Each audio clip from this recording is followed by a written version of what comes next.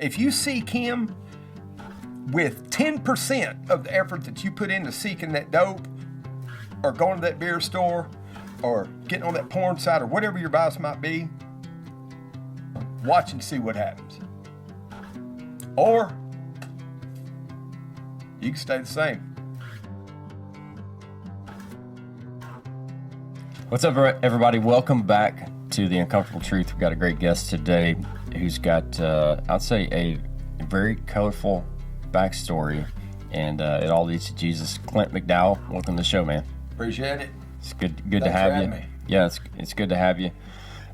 So let's just start at the beginning of your life, and the goal being, like, how did you come to Jesus, and what impact does he have on you today? But in order to understand, for the audience to understand what that looks like, we need to get an understanding of who you are and where you came from.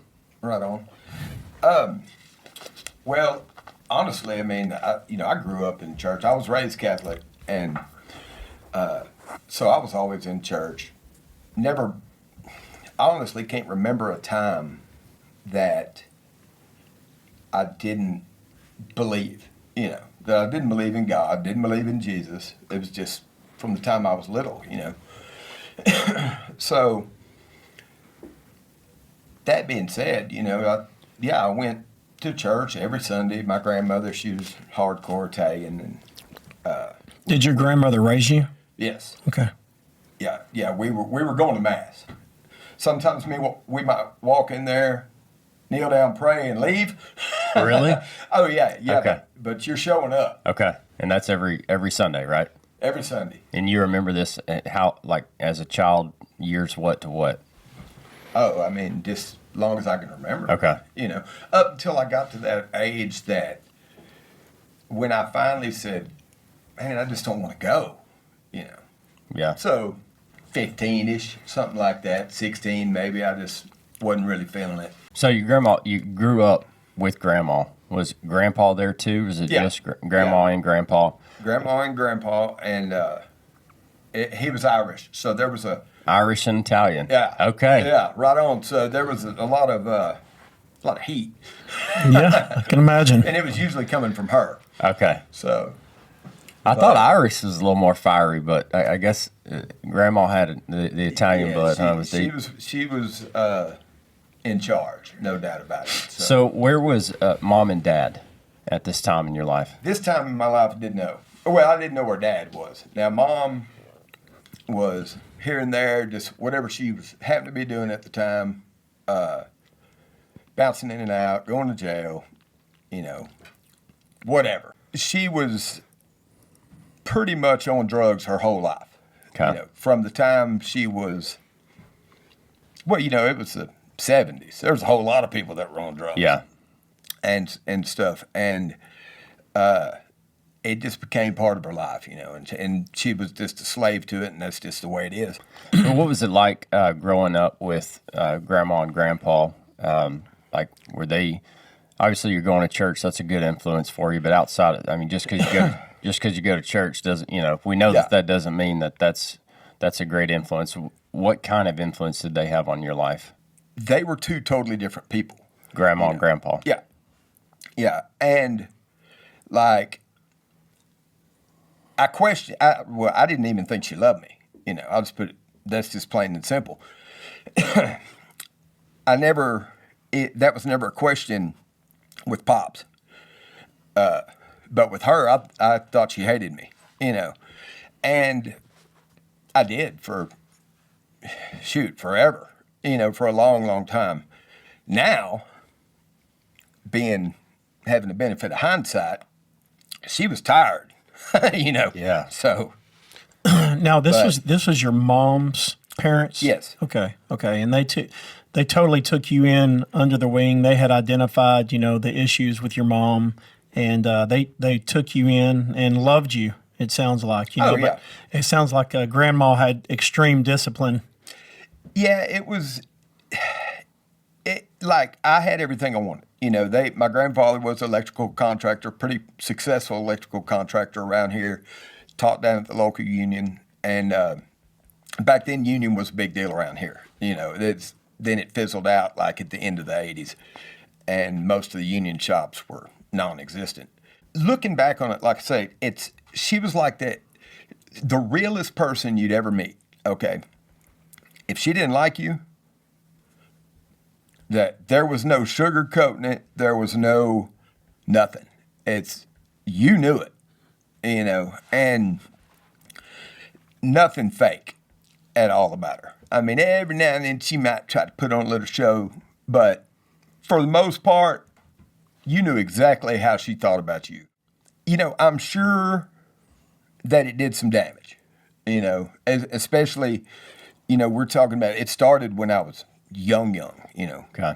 4 or 5, as long as I could remember. I mean, I've been getting yelled at by this woman, and it took me till I was an adult to realize, she never got to, I guess you'd say, she never got to just be a 40, 50-year-old lady that didn't have to worry about a whole bunch of mess. Now, not saying that she might not have possibly still been grouchy. Okay. But she was forced, it was either, hey, throw him to the wolves or take him in and we'll just raise him, and all that. So how old were you when you went to live with Grandma and Grandpa, and do you remember any of this?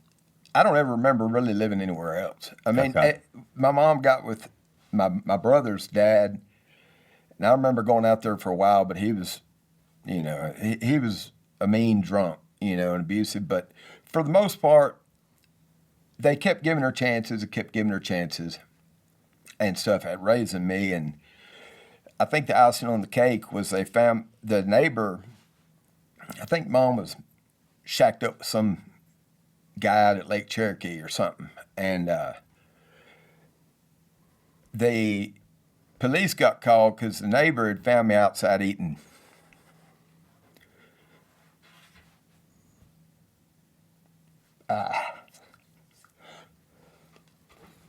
out the trash. All right. And how old were you at this point? Oh, I don't know, 4 maybe. Okay. So you're Right just, there by the, and I don't even know why. What's crazy is I don't even know why I'm getting emotional about it because I don't remember it. But I get emotional, I think, because I'm just like, damn, who could do that? Who just and as a forgets about their kid? As a 4-year-old, you're hungry. Yeah, And- starving. and- They and probably you don't know hadn't what eaten in to do. 2 days, Yeah. or whatever.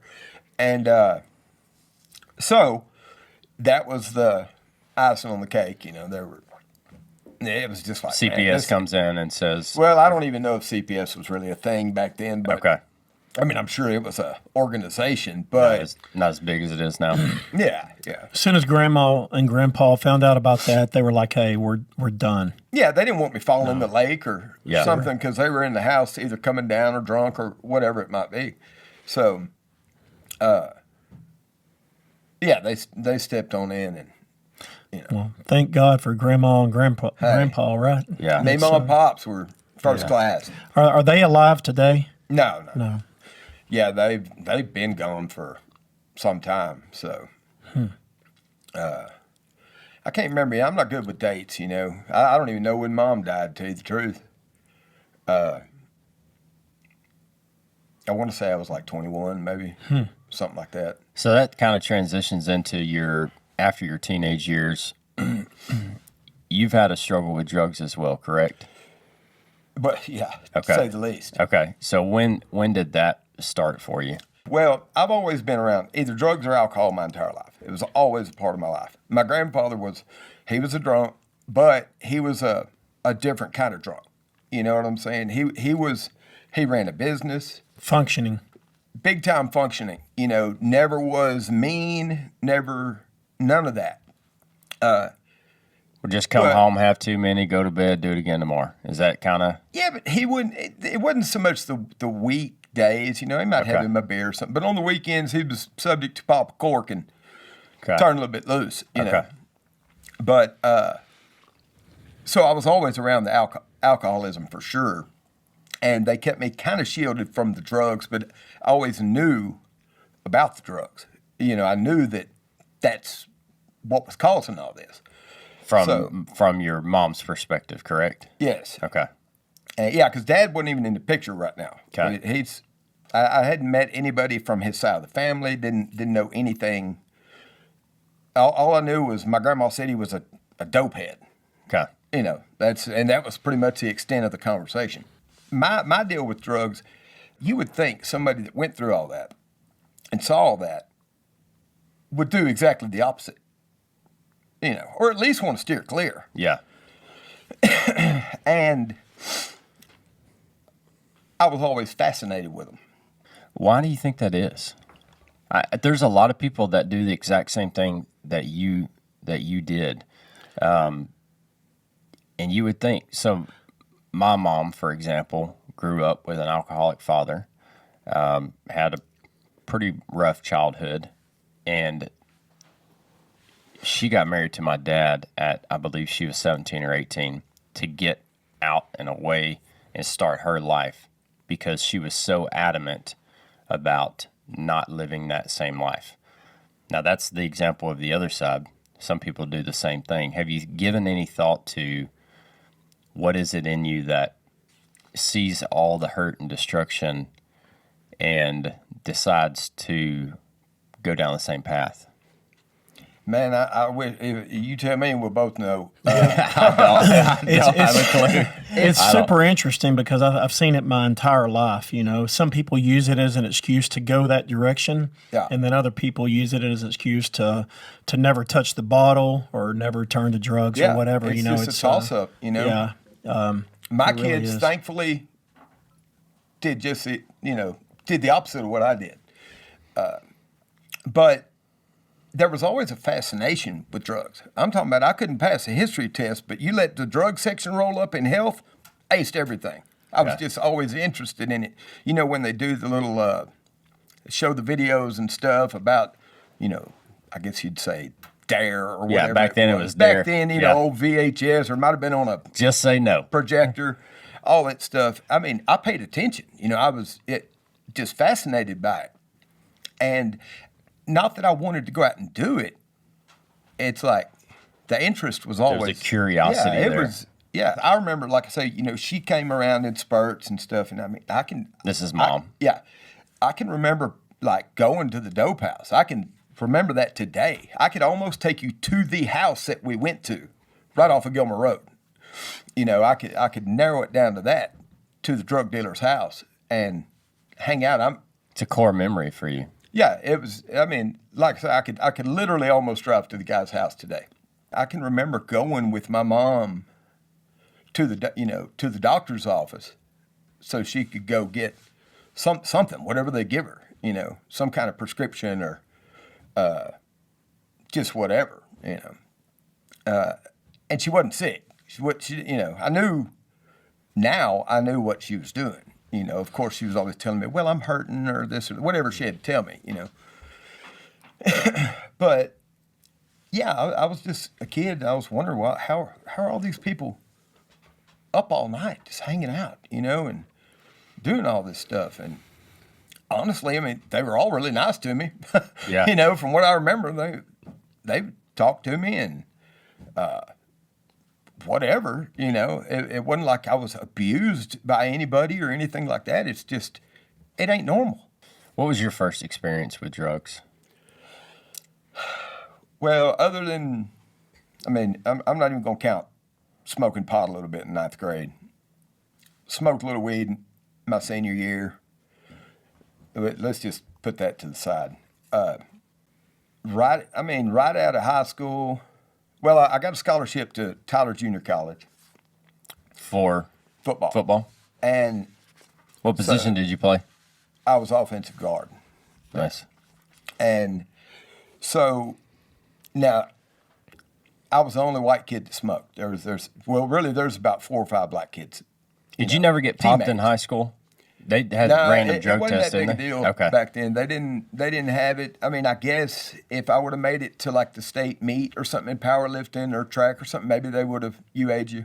Yeah. But so I was smoking pot a little bit in college and stuff like that, and that was about it. Well, Was it something you were trying to manage at that point, or is like just a way to relax? Is like just kind of for fun? Here's the weird thing about me, okay? And even to when I got completely sober, which was only basically January 2nd of this year, Okay. where I just shut it all down. A lot of people do whatever their vice is for some reason. It's for their wife's leaving them. They're not happy with their marriage. Their job sucks. Whatever. That was never it for me, ever. I did it solely to be messed up. I enjoyed that feeling. I didn't really like reality that much. I don't know why, because my reality was, generally speaking, was okay. Yeah. Great football player. You had it going on. Got a scholarship to college. I mean, Yeah. you had a lot of things going for you. Yeah, had nothing. Had nothing to be depressed about, or had no reason to drown my sorrows. Is what I'm getting at. Lots of people, they've got excuses why they do it and stuff, and I don't. I just like to be messed up. I just like to party. I mean, I can remember being high for the first time and how it made me feel. I was like, this is incredible. Like, this is amazing. Yeah. I remember thinking that. Chasing it. Vividly. I remember thinking that. And every time I ever smoked weed after that, I never felt that way again. Yeah. Never. Not Really? once. You're going to chase the high. The very first time I got high off of weed is the best I ever felt. Huh. And, That's interesting. Yeah. Along the way, I forgot about who I was. I didn't know if I would like the sober me. It had been so long since I've been sober. I've been from the time I was, we'll call it 19 to 50. The only time I was sober was when I was in jail. Sober of some sort. Sober from something, either alcohol, weed, whatever, dope. Meth. I was on meth for a solid 25 years. Wow. Oh, yeah. Yeah, solid 25. That's just kind of rounding it up or down or whatever.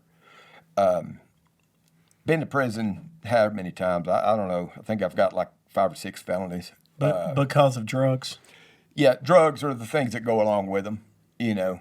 Dope fiend crimes, stealing, and or getting busted with it.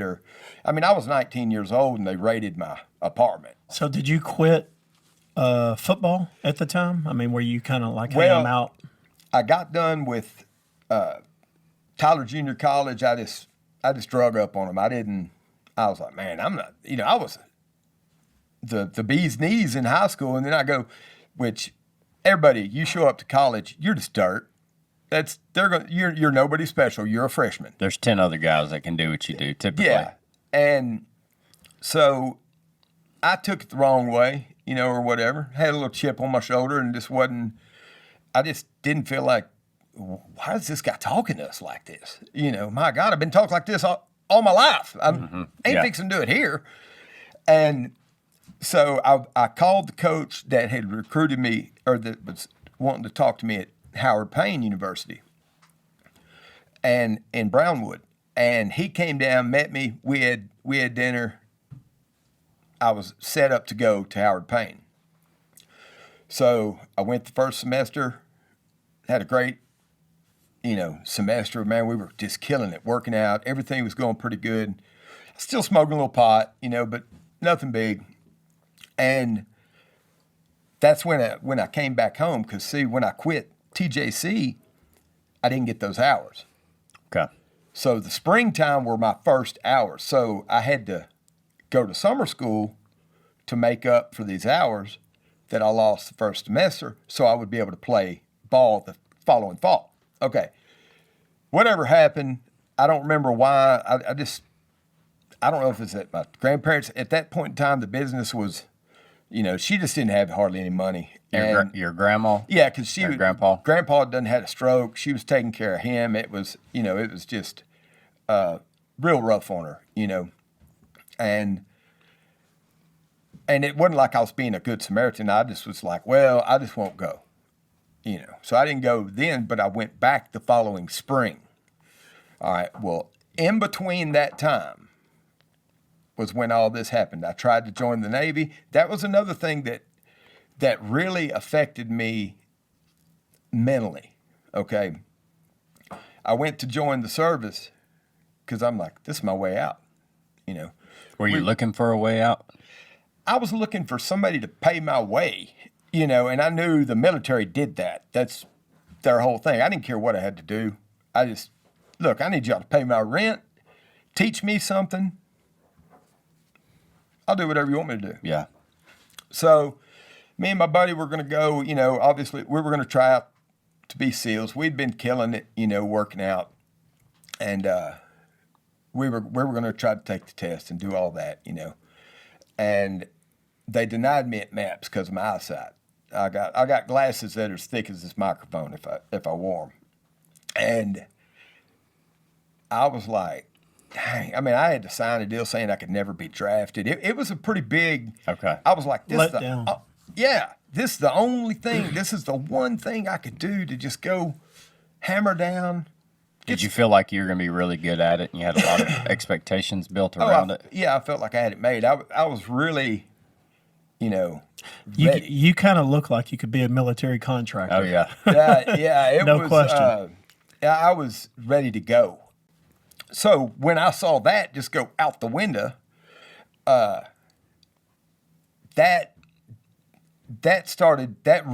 almost nailed the coffin shut then, and,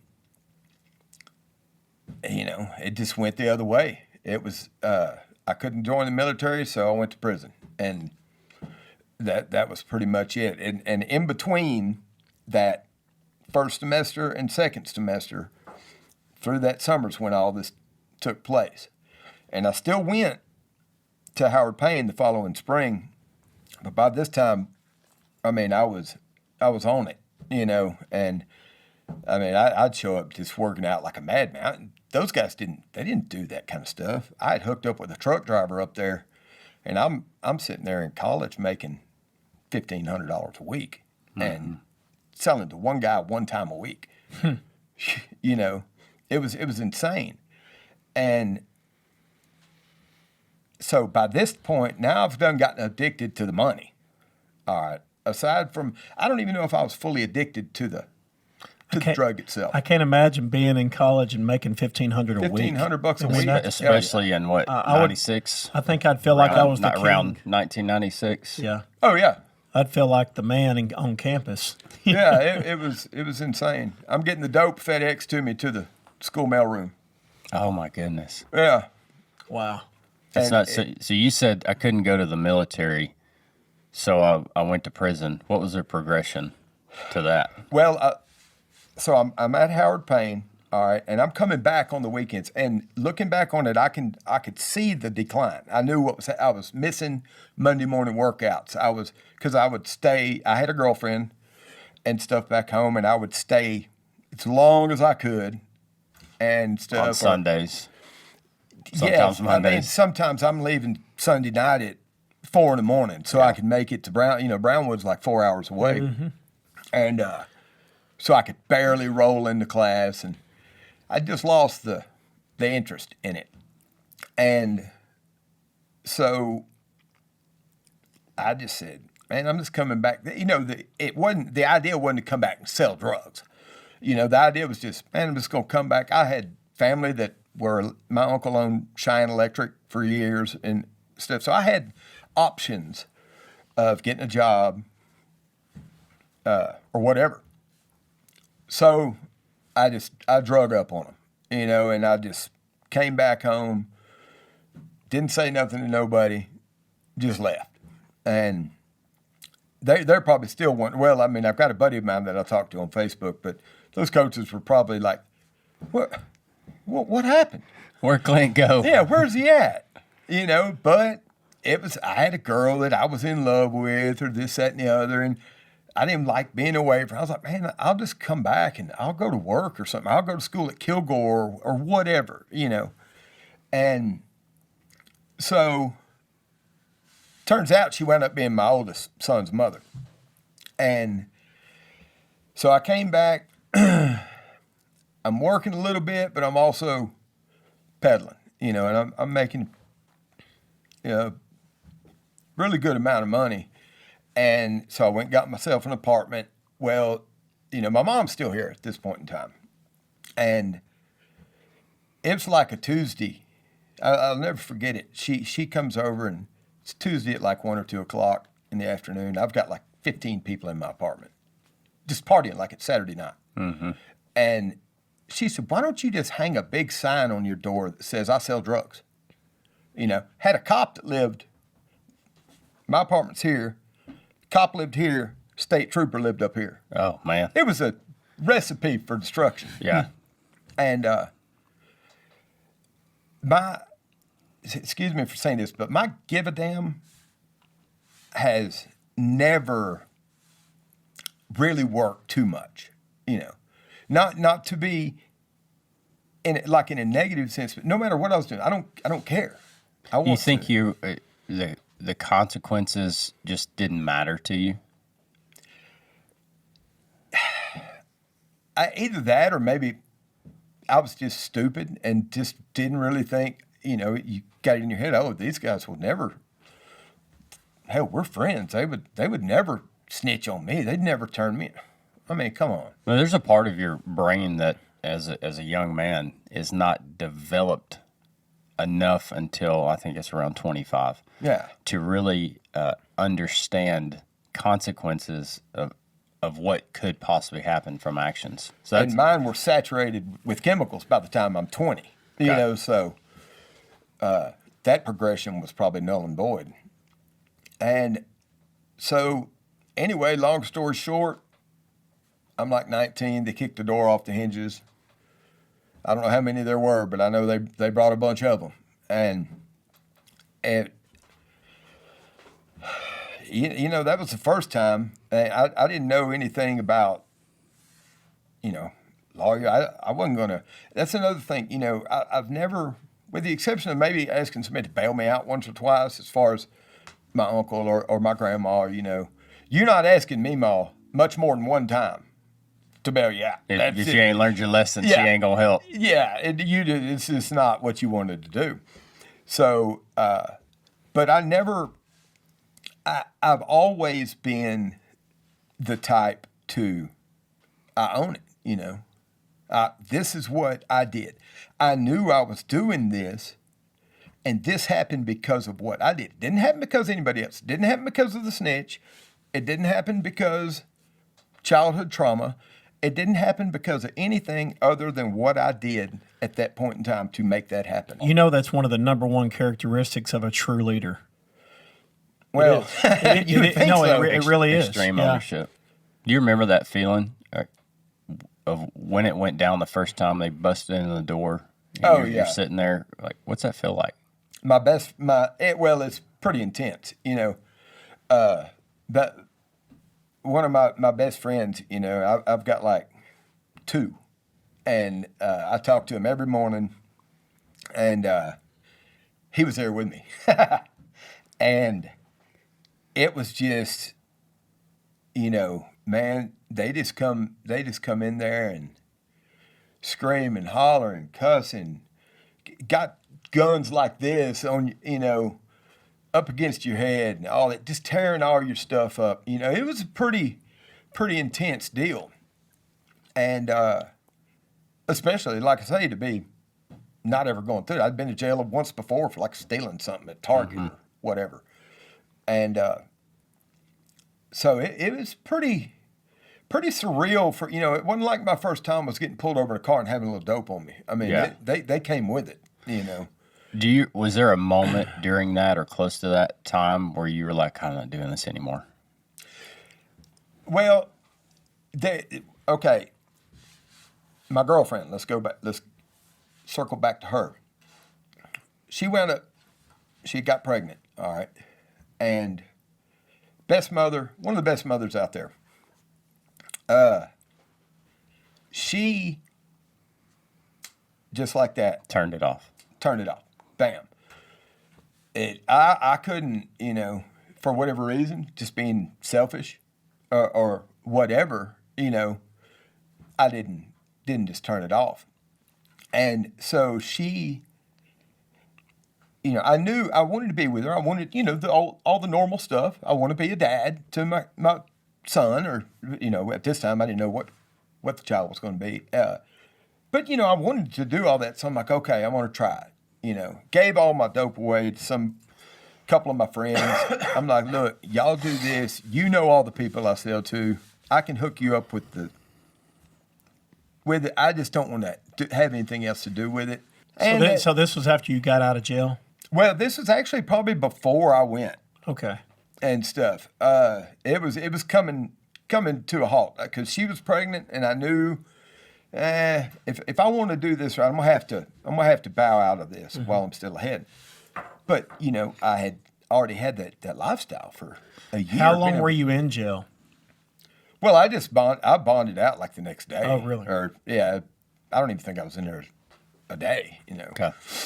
About 3 months, a couple of months or whatever. My mom gets busted. They raid her, and so at this point in time, the only good stuff in town just got shut down abruptly.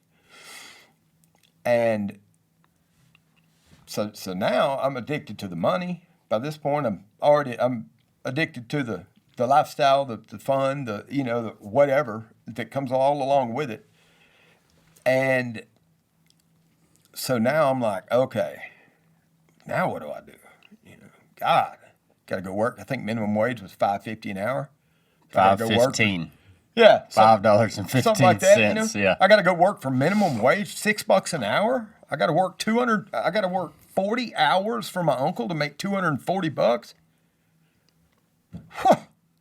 No way. That sounds terrible, doesn't it? It is.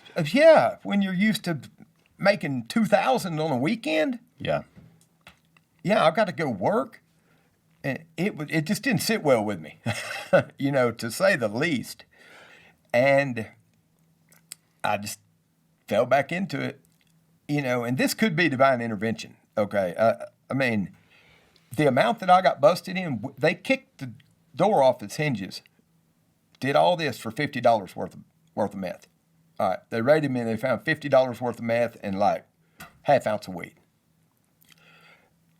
At any other given time, I would have had at least a 2 to 20 amount of dope on me.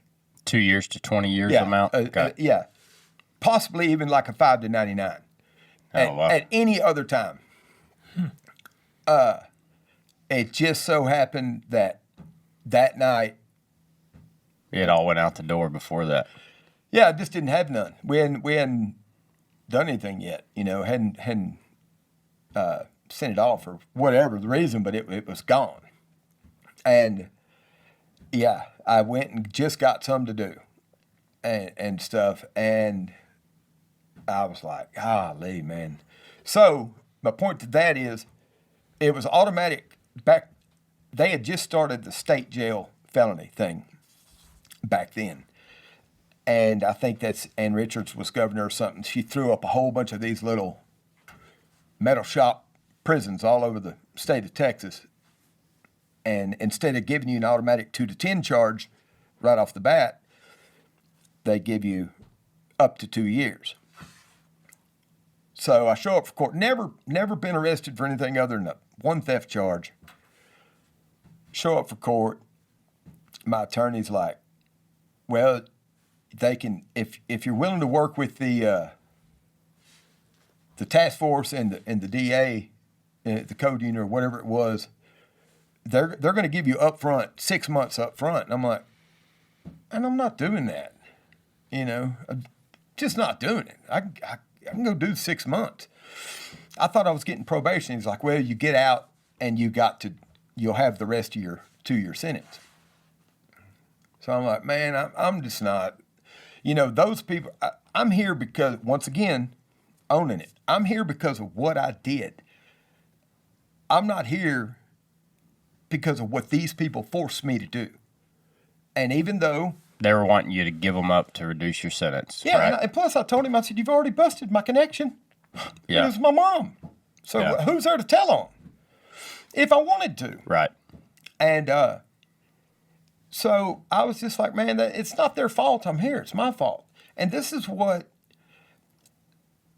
now on my little platform and my social media and all that kind of stuff, this is what I try to tell people.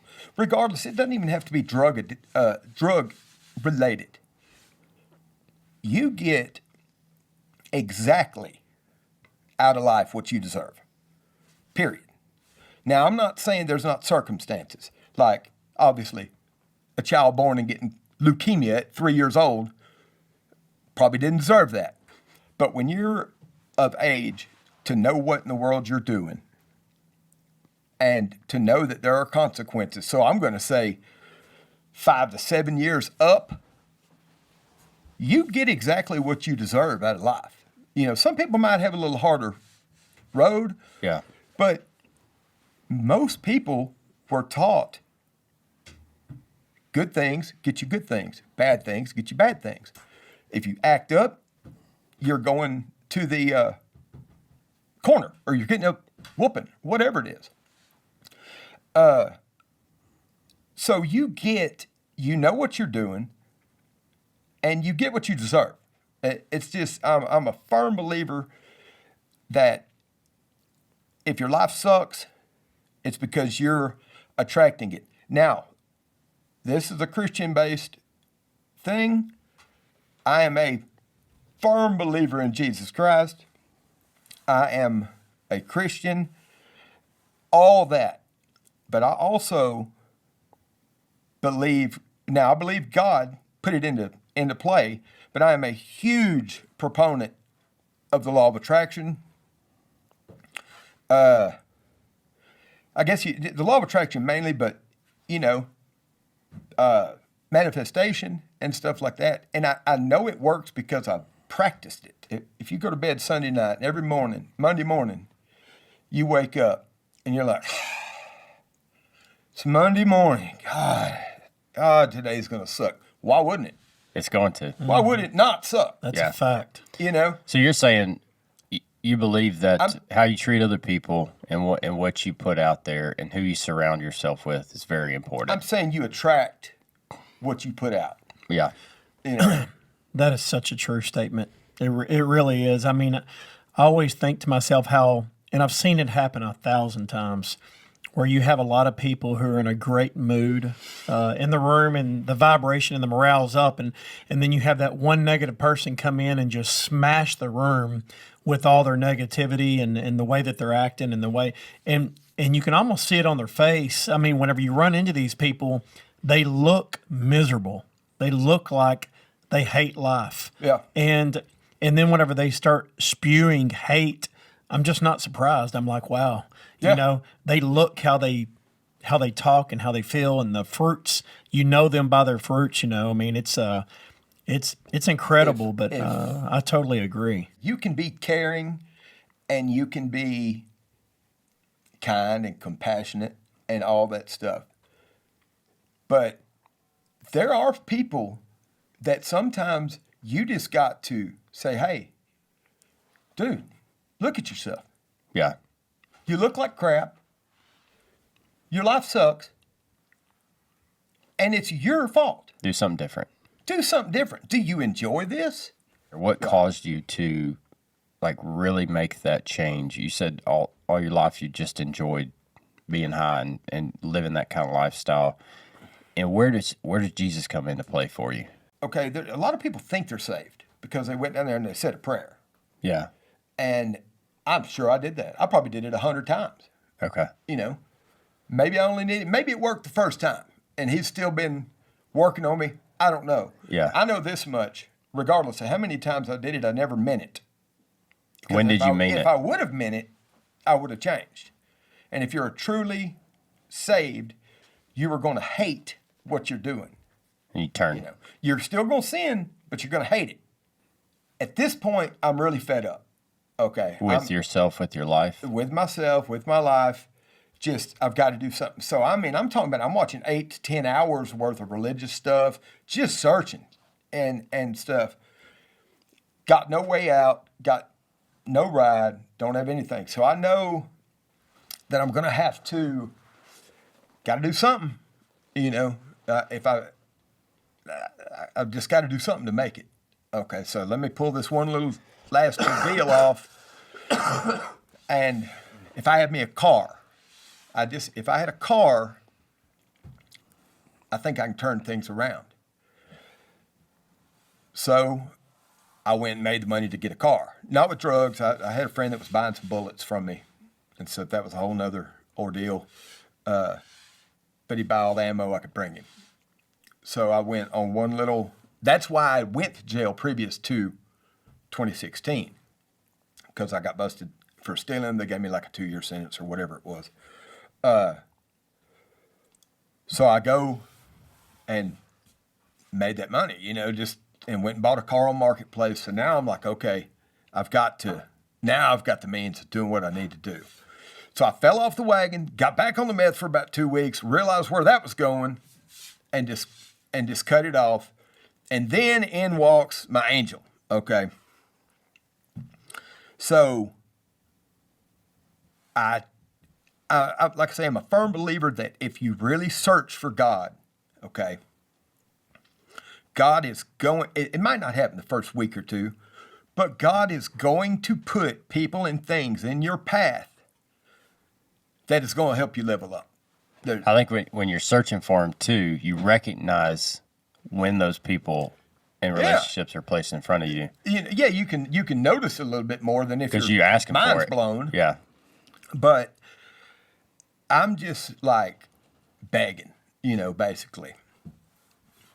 Well, the Lord there's no other reason, and we just ain't got enough time. There's a whole other reason how we met, the circumstances to that, all right? But anyway, God put her in my life, period. Hands down, there's no other explanation. He saw I was looking. She was praying for me. Because she was watching my Facebook page. She was like, God, he's almost there.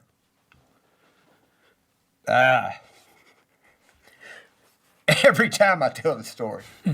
And I'm going to say it exactly like she said it. Such a good girl. She said, God, he's almost there. If you will send him to me, I'll keep his head out of his ass. And she pretty much has, I quit everything, but we go back to the drinking now. I'm still not liking reality, Doesn't matter how much I'm searching for God. In my mind, what's wrong with him? Drinking a little bit. I knew she was okay with me drinking a little bit. As long as I wasn't smoking pot, going running around, doing dope and all that. I mean, she didn't know what she was giving me the green light for. Okay. She didn't realize that I'm all in, 100%, no matter what. So I turned into a drunk, basically, for the past 7 years, six years. And I was drinking I don't do anything halfway. Okay, so I'm not drinking Coors Light. I'm drinking Four Locos. And I'm probably drinking 1 to 2 of those a night. Now, I'm not just getting blasted, but out of 7 days, I'm probably drunk 5 of them. And, more than a buzz, we'll say. Yeah. More than a buzz, 5 of them. Sloppy drunk, at least 2 or 3 of them. It's getting old with her. Yeah, she's getting she tired don't of deserve it. Yeah. But once again, I'm sitting here crying fits sometimes with her, like, I wish I could tell you why sober in reality is not good enough. I don't know. I've never known why.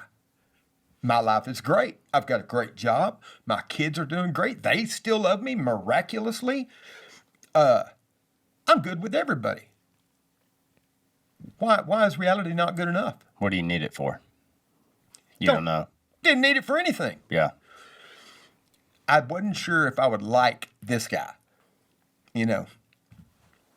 So, long story short, last Thanksgiving, which this wasn't the first time, but I mean, I was definitely not the first time that I was belligerently drunk. So I'm knocking back these 100-proof drinks, and something, I don't know, I start wrestling with my boys. We're in a hot tub out there in Broken Bow. To this day, I do not ever remember being mad until they wouldn't let me in the house. Then I flipped out. I was, couldn't figure out why, because I didn't know. And blacked out, pretty much drunk. She's telling me that apparently I was trying to fight the boys.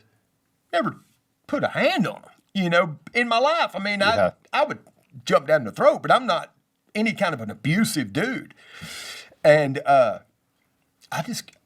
just baffled by it. I can't believe it,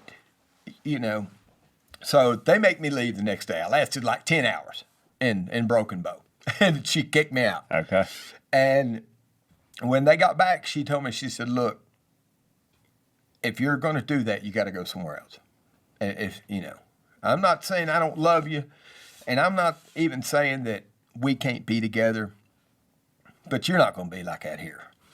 So she's like, when you're scaring people, she's like, you're not the right size to be losing control. And, I went and I got me a hotel room, and I was sitting there, and I was still drinking a little bit, I mean, I was still drinking, but I told her I wasn't going to drink around her. I wasn't, all that, blah, blah, blah, promising somebody the world.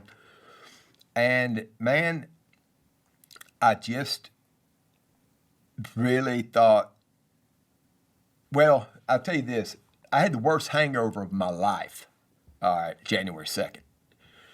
We were coming back to work. I told the guy that I worked with, he had just got hired. This is his first day. I said, look, man, I'm going to tell you right now. We were going to work on some pole lights at a Walmart in Tyler. I said, I'm going to tell you right now, I can't do nothing. And I'm not like that. I mean, I've worked hungover. I've worked, whatever. I said, the extent of what I can do is stand down there and make sure nobody parks the car underneath the lift. Yeah. Other than that, I said, I'll make it up to you. I'll let you have an easy day, and I'll do all the work. Yeah. But, I mean, I'm having to go into Walmart, buy pickles. I'm just cramping up. Miserable day. And I told myself, I said, I'm done with it that day. There was no plan to stop, really. I mean, I was, I'd been praying, God, take this away from me. Come on, man.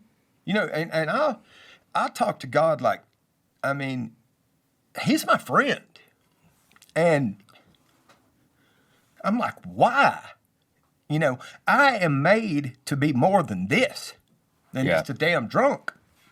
And please, I'm begging. I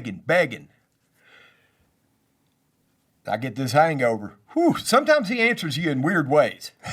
You know what I'm saying? Yeah. And sometimes he answers you in weird, unexpected ways, and he hit me with that. And I said, I'm done. And I said, I'm going to start working out. I think the next day I started working out again. And I knew that I couldn't do it by myself. But I'm not a big, I've never been in any kind of rehab. They never offered me any of that kind of stuff, which is fine because it would have been a waste of money. I mean, an addict's going to quit when he wants to quit. Doesn't matter who he hurts. Doesn't matter what's going on. I've made more deals with God and broke them than it's just ridiculous, and heartfelt deals. If you'll do this, I'll do this. Mm-hmm. Broke it just like that without even giving it a second thought. That's why I know that I was never really truly saved. If you can do that, that's not a true Christian. Yeah. So January 2nd, I said, it's a wrap. I don't want my family to be in shambles. I want, she's the love of my life. I'm going to treat her like she needs to be treated. And that was it. So I woke up January 3rd. Like, okay, I didn't drink January 2nd. Woke up January 3rd. I was like, thank you, Lord, for, I'm sober one day. So I made it through January 3rd. Knock out my burpees, knock out my push-ups. January 4th, I said, Lord, I know it's been 2 days, but hey, don't stray, okay? I got to have you. It's just, I'm not doing this on my own. I can't do it on my own. 4 days later, okay, well, on the fourth day, now keep in mind too, I picked Thursday, Friday, Saturday, and Sunday to get sober. That was weekends in a motel by myself, bored to death. The only accountability that you have is between you and the Lord. It was a little rough, and by day 4, when I tell you he took the addiction completely away, okay, completely away. It was like a magic trick almost. It was, I'm drunk 1 minute, or I'm a drunk 1 minute, alcoholic for 6, 7 years, however long it was, addict all my life. Day 4, I'm sober. Do you feel like that was your miracle? Well, one of them. That was the latest one. Yeah. 4 days. It's only been 4 months. Well, whatever that is, January 2nd to now. Statistically speaking, I should still want to drink. He took it completely away from me. Now, I would have to be a special kind of stupid to understand that that's not God, or that wasn't God, And ever since then, I've done nothing but level up. And job's going great. Everything's fine. Hadn't had a drop to drink. I don't even, nothing stronger than coffee.